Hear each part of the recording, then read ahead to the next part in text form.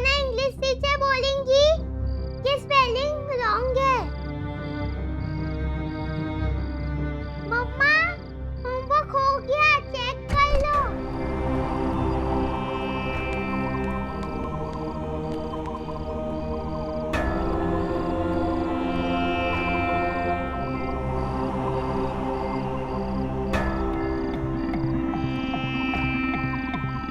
Jingle bell, jingle all the way. Santa Claus is coming. Ta.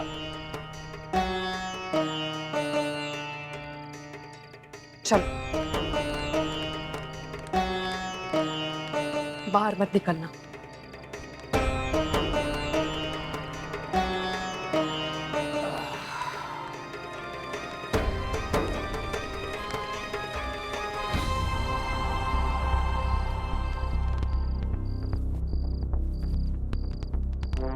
ये क्या बदतमीजी है?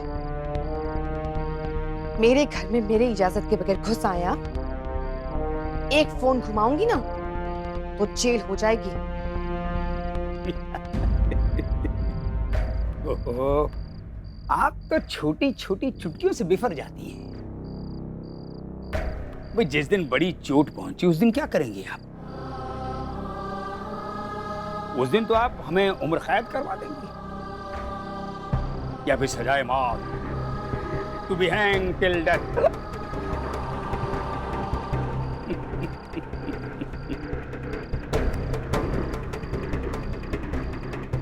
पारा चल रहा है? चढ़ रहा है ना पारा? हैं? हाँ, मैं समझ गया। अभी तो ये मौसम की शुरुआत है कोच मैडम, आगे आगे देखिए होता है क्या। देखिए ऐसा है कि भानु प्रताप सिंह का एक उसूल है, वो शिकार को पीछे से नहीं मारता है, डंके की चोट पर मारता है।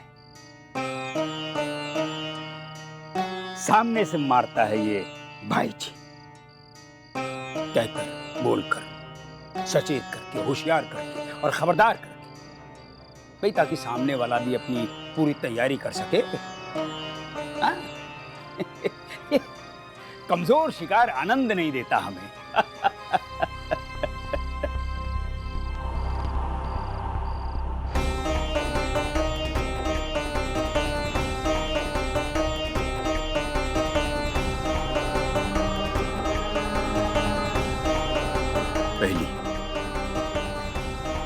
पहली नहीं, आखिरी चेतावनी दे रहे हैं तुम्हें कोच मैडम। तुम्हारी टीम में दूसरे धर्म का कोई भी लौंडा नहीं खेलेगा, मतलब नहीं खेलेगा। और ये बात हम तुम्हारे घर के बीचों बीच खड़े होकर छाती ठोक कर पूरे होशो हवास में कह रहे हैं। इसे तुम हुक्म समझो, आदेश समझो, विधि समझो या ईश्वर की इच्छा समझो। और इस शहर का विधि विधान हम ही लिखते हैं और हम ही हैं इस शहर के ईश्वर।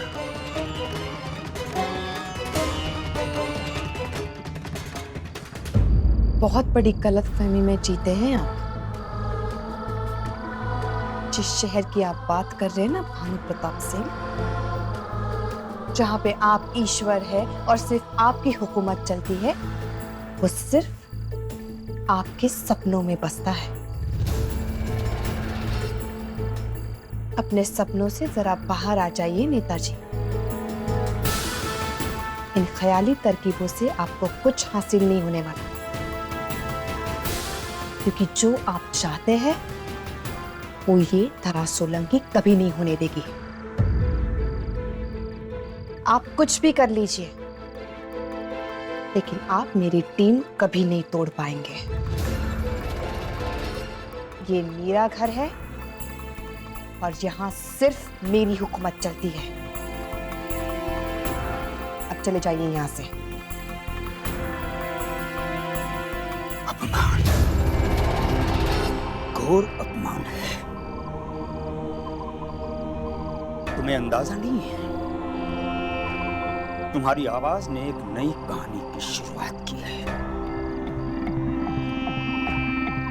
यहाँ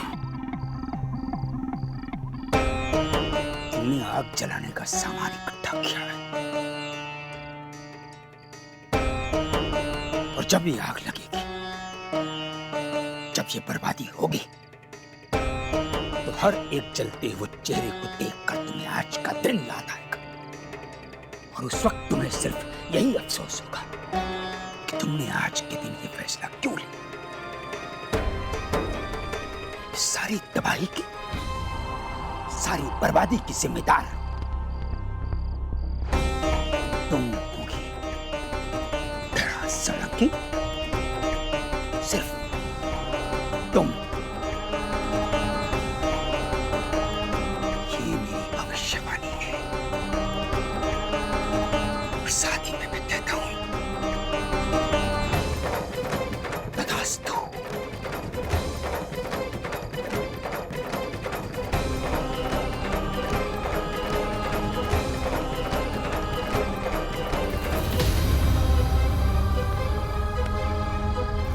ओहो, क्या बात है भाई, तुमने अपने घर का पता बदल लिया और हमें खबर तक नहीं होने दी।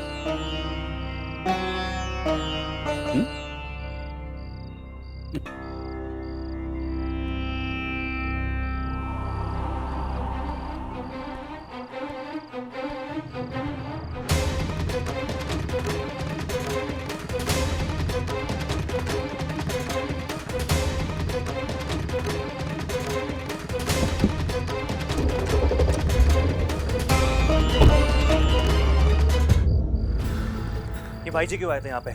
क्या कह रहे थे वो? सब ठीक तो है? आपके भाई जी वही कह रहे थे जो वो हमेशा से करते आ रहे हैं, बंटवारे की राजनीति। मुझे धमकी दे के गए कि अगर मैंने अलग धर्म के बच्चों को मेरे टीम से बाहर नहीं निकाला तो अंजाम बुरा होगा, और जो कुछ भी होगा उसकी जिम्मेदार मैं रहूंगी। अरे हट, जैसे कि मैं डरती हूँ इनकी धमकियों से। संजय, एक मिनट, कहाँ जा रहे हैं? अभी मत रुको धरा, भाई जी से बात करना बहुत जरूरी है। इस तरह रात को घर में घुस के धमकी देना सही नहीं है, बर्दाश्त से बाहर है। अभी के अभी ये मामला सेटल करना पड़ेगा। उनकी बहुत इज्जत करता हूँ मैं, लेकिन आज इस रीस को पार करके उन्होंने अपनी हद पार की है, और उनको बताना होगा कि उन्होंने गलती की है। उन्हें समझना पड़ेगा कि वो अपनी पॉलिटिक्स हमारी पार्टी तक ही सीमित रखे, और वो किसी की बात समझे या ना समझे, लेकिन संजय की कही भी बात जरूर समझेंगे। संजय, एक मिनट, वो किसी की नहीं सुनने वाला। और रही बात मुझे धमकाने की, तो ऐसे लोगों से कैसे निपटना है मैं जानती हूँ। आपको मेरे लिए उनसे दुश्मनी मोल लेने की कोई जरूरत नहीं है, और शायद आपको बुरा लगेगा, लेकिन आप उन्हीं में से एक हैं। कहीं ना कहीं शायद आप भी अलग धर्म के लोगों के बारे में ऐसा ही सोचते हैं। देखिए, मैं पहले भी आपसे कह चुकी हूँ और फिर से कह रही हूँ, मैं अपने आप को संभाल सकती हूँ और मेरी टीम को भी संभाल सकती हूँ। मुझे किसी की जरूरत नहीं है। भानु प्रताप की इस हरकत का जवाब उसे जरूर मिलेगा, लेकिन मेरे तरीके से। मैं चुप बैठने वाली नहीं हूँ। अबे आन, ये लड़की चुप बैठने वालों में नहीं है, दिमाग चढ़ रखा है इसका। वो जादू कर दिया इसने सब पे, सब साले का बखत इसकी बात मानने लगे। मेरी बात को मना कर रही है ये लड़की, और उसकी इस हिम्मत को देख के बाकी लोगों की हिम्मत बढ़ रही है, हमारे खिलाफ सर उठाने की, आवाज उठाने की। अबे मेरे खिलाफ, भाई जी के खिलाफ, तुम्हारे खिलाफ, सबको विश्वास में लेकर एक कर रही है।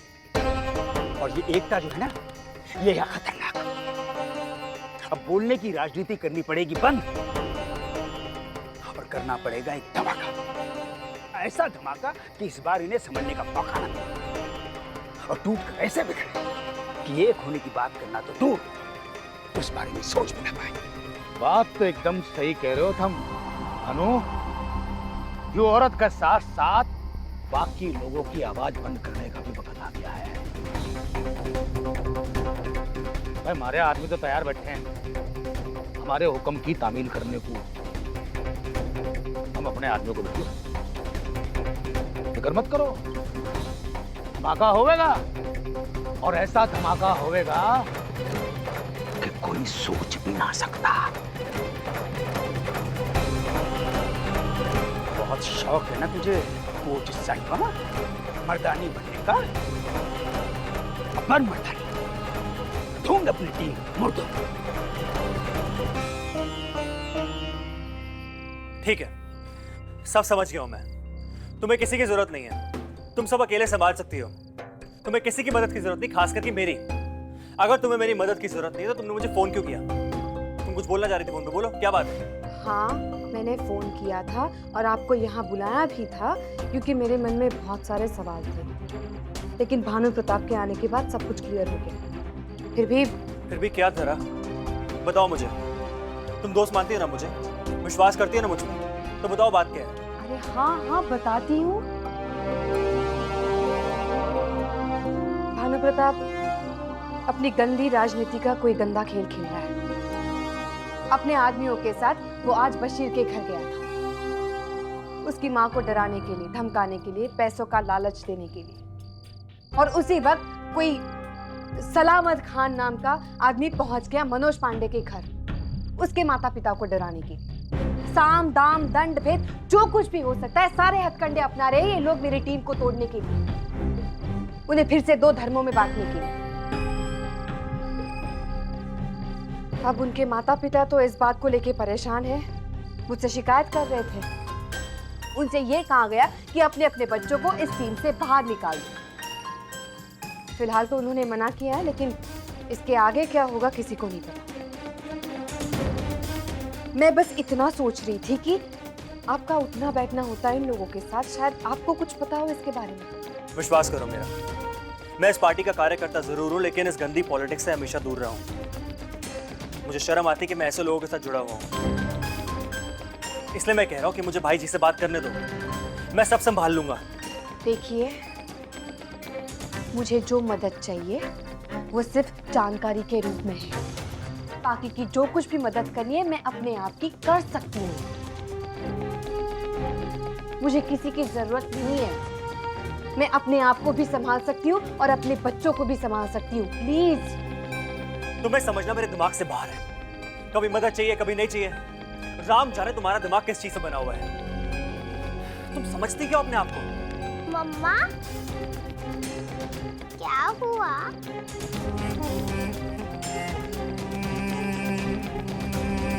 हाँ, तो मैं वीर को बता दूंगा कल कितने बजे प्रैक्टिस है। हेलो शुभांगी बेटा, सोई नहीं अभी तक? कल स्कूल नहीं जाना क्या? चलो बहुत देर हो गई, सो जाओ। Good night. Good night.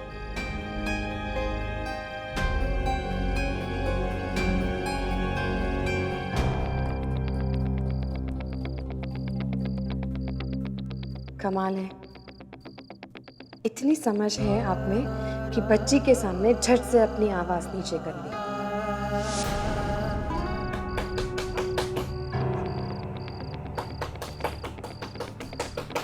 मैं देखता हूँ।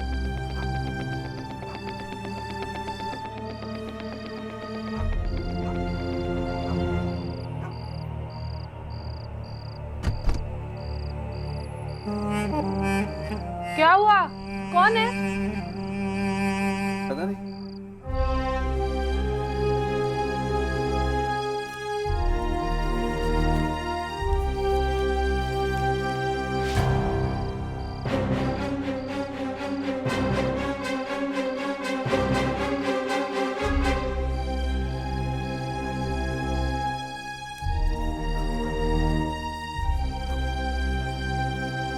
अम्मी, ये धरा मैडम ने बुलाया अपने घर, मैं जाके आता हूँ। क्या हुआ, सब खैरियत? हाँ जी, सब खैरियत है, मैं पता लगा के आता हूँ बस।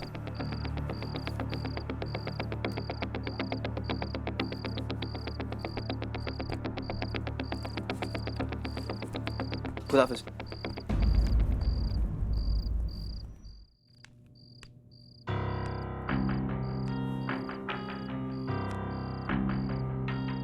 आखिरी चेतावनी दे रहे हैं तुम्हें। तुम्हारी टीम में दूसरे धर्म का कोई भी लौंडा नहीं खेलेगा। और और इस शहर का विधि विधान हम ही लिखते हैं और हम ही हैं इस शहर के ईश्वर। तुमने आग जलाने का सामान इकट्ठा किया है और जब ये आग लगेगी, जब ये बर्बादी होगी, तो हर एक जलते हुए चेहरे को देखकर तुम्हें आज का दिन याद आएगा।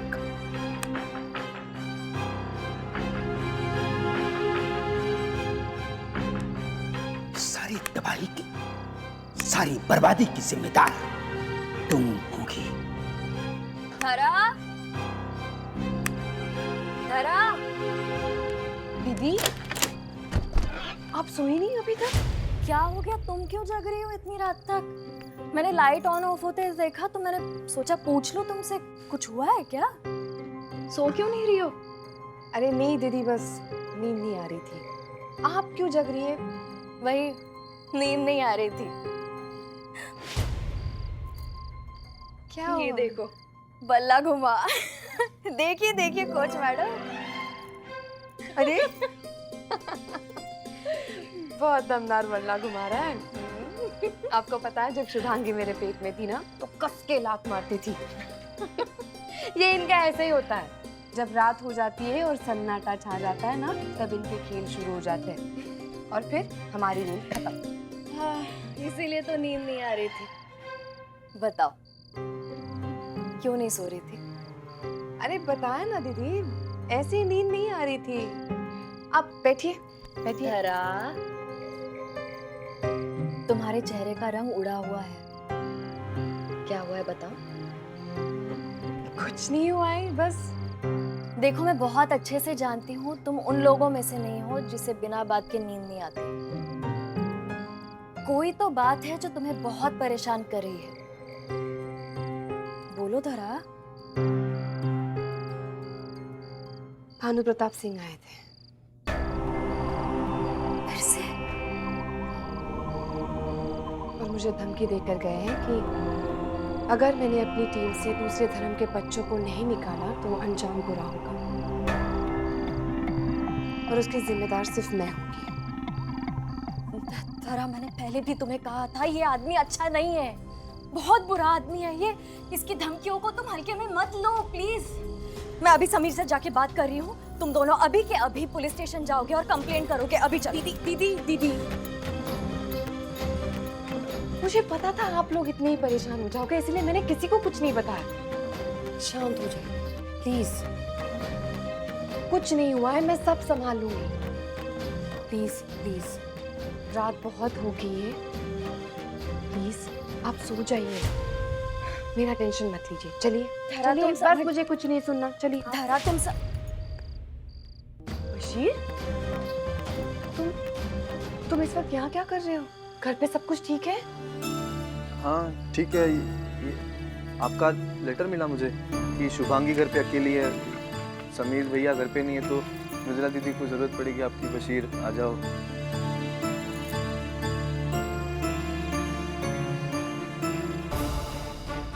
अंदर आओ। ये मेरा दरवाजा किसी ने खटखटाया तो मैंने देखा तो चिट्ठी थी, कोई कौन देके गया पता नहीं। ये लेटर मैंने नहीं भेजा है दीदी। तो फिर? पता नहीं, कुछ गड़बड़ है। आज की रात तुम यहीं रुक जाओ, तुम कहीं नहीं जाओ। कल हम साथ में स्कूल जाएंगे सुबह। बस तुम यहीं रुक जाओ, मुझे कुछ ठीक नहीं लग रहा। मैम ये चिट्ठी लाई है मुझे, ये हमारी टीम में से किसी ने मजाक किया होगा। मैं पता लगाता हूँ किसकी हैंडराइटिंग है। और मैं वैसे भी अम्मी को कहकर आया हूँ कि मैं जल्दी आ जाऊँगा। टेंशन ले रही होंगी वो। और मैं स्कूल भी कैसे आऊँगा, यूनिफॉर्म नहीं है। अरे एक दिन बगैर यूनिफॉर्म के स्कूल चले जाओगे तो स्कूल से नाम नहीं कट जाएगा तुम्हारा। मैं बात कर लूंगी प्रिंसिपल सर से। बस मुझे कुछ नहीं पता, तुम कहीं नहीं जा रहे। ये सब कुछ ठीक नहीं है दीदी, तुम नहीं समझोगे बशीर। बस तुम कहीं नहीं जा रहे, बस। मैडम आप खामखा टेंशन ले रही हैं। दीदी इनसे कहिए मुझे कुछ नहीं होगा, मैं लौट जाऊँगा आराम से घर पे। धरा, उसकी अम्मी उसका इंतजार कर रही होगी। दीदी जाने दो उसे, जाने। बशीर तुम जाओ।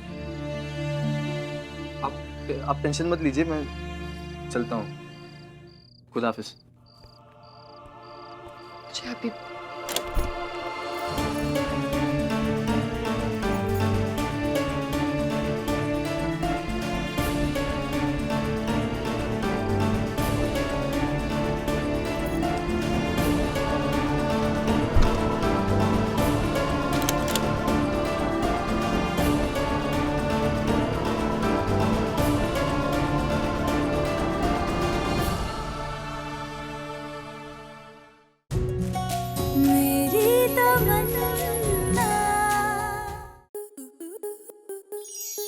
आपके मनोरंजन पर अब नहीं लगेगा कोई ब्रेक। स्टार प्लस के बेहतरीन शोज देखने के लिए लाइक, शेयर और सब्सक्राइब करें स्टार प्लस यूट्यूब पेज को।